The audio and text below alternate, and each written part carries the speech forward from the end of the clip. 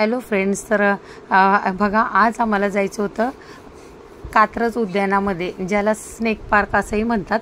तर मुलींना खूप दिवसापासून तिथं जायचं होतं, पण आम्ही काय त्यांना नेलंच नव्हतं. पण आज काय मुलींनी ऐकलंच नाही, म्हणून मग आम्ही त्यांना घेऊन गेलो. तर तिथं पोचल्या मिंटीला कॉटन कॅन्डी दिसली आणि तिला ती खूप आवडते खायला. मग ती दिसली आणि ती घेणार नाही असं होणारच नाही. मग हिने लगेच ती घेतली आणि खायला सुरुवात केली.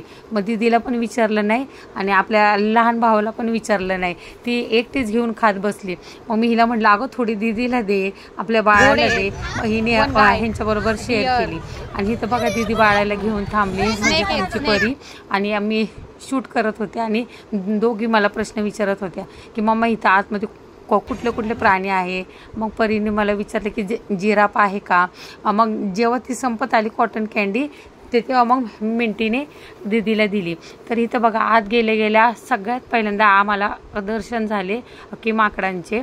आणि ते काय आत गेल्यावर मग त्यानंतर विहीर बनवली आणि त्याला जाळी लावली. तर इथं खूप सारे स्नेक होते, मग ते आम्ही बघितले. मग त्यानंतर हे जे हे होते कासव, तर ह्यांचं नाव होतं चांदणी कासव. हा उतार बघा, इथं खाली एक नदी होती आणि तिथे एक मोर होता. पण इथं जाण्याची मला इच्छाच नव्हती, पण तरीही हे सगळे मला बोलले चल. मग आम्ही गेलो.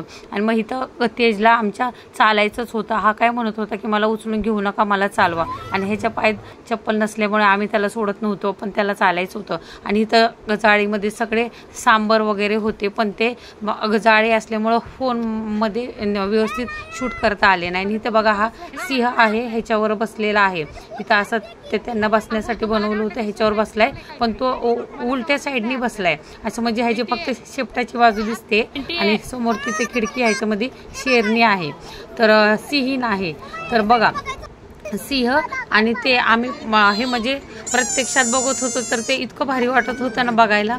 आणि मग आम्हाला बघायचे होते एलिफंट. मुलींना सुरुवातीपासून एलिफंट बघायचे होते आणि टायगर. मग आम्हाला एलिफंट हे दिसले, पण एलिफंट नेमकेच तेव्हा म्हणजे जंगलाच्या दिशेने चालले होते. ह्यांना काय आंघोळे घालायचे होतं, काहीतरी होतं त्यांचं काम. मग आम्ही आलो इथं टायगर बघण्यासाठी. तर अगोदर व्हाईट टायगर बघितला, पण हा काही शूट केलाच नाही.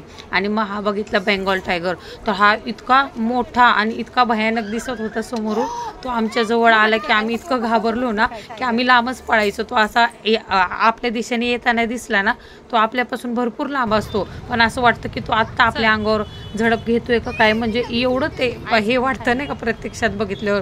तर खूप मजा आली मुलींना इकडं फिरून. आणि खूप दिवसापासून त्यांना न्यायचं होतं, पण जमलंच नव्हतं. आज आम्ही त्यांना घेऊन गेलो. आणि मग नंतर तिथंच कात्रज डेअरी आहे, तिथं मुलींना आईस्क्रीम चारली व आम्ही घरी. एकदा तुम्ही नक्की ह्या उद्यानाला भेट द्या. आणि आजचा व्हिडिओ तुम्हाला कसा वाटला हे मला कमेंटमध्ये नक्की सांगा. आणि प्लीज लाईक करायला विसरू नका. Thank you friends, bye bye.